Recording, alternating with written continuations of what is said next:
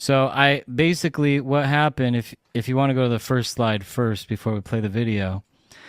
About a month ago on July 1st, the No, that one. Right. there was an announcement that they were going to do a practice run of the red heifer.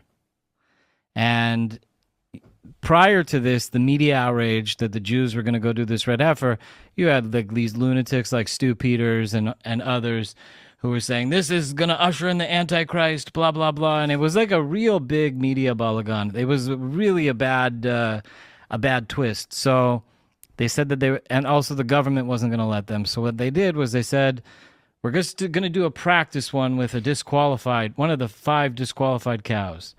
The government said, okay, whatever. They ended up going out, doing a real cow. One of the cow's name was Tikva.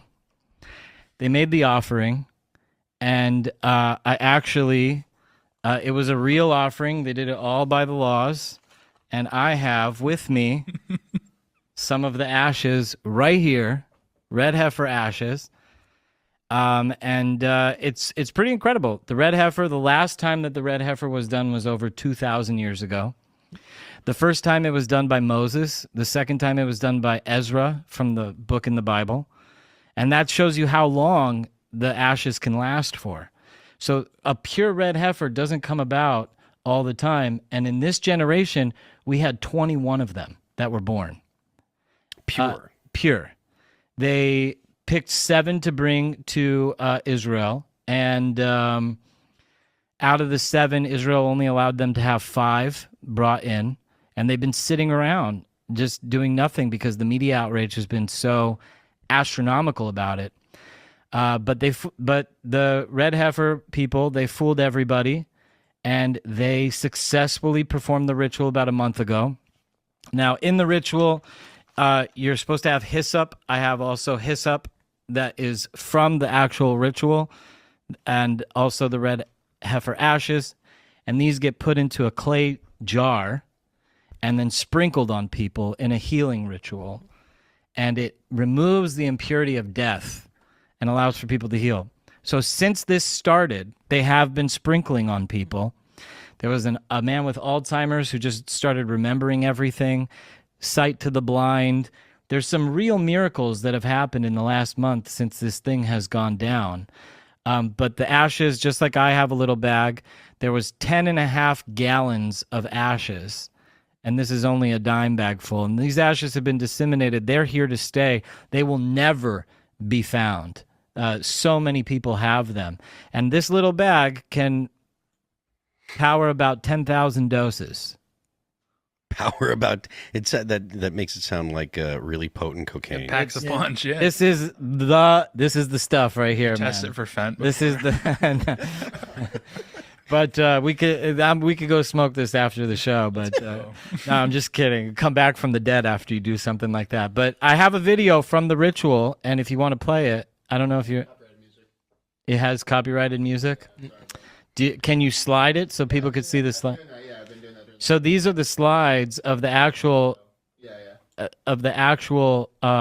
ceremony being taken place, and that's Tikva. And everything was done specifically according to halacha, which is Jewish law. Mm-hmm. It was a perfect cow, and meaning that it doesn't have a single hair that is not red. And also, it could never have been burdened with work. So you can't even lean a shovel up against the cow. They have to be treated in a very specific way for their whole life. And then the person who does the ritual can never have been in contact with death. So basically, they're not allowed to go to. They have to be of a specific bloodline.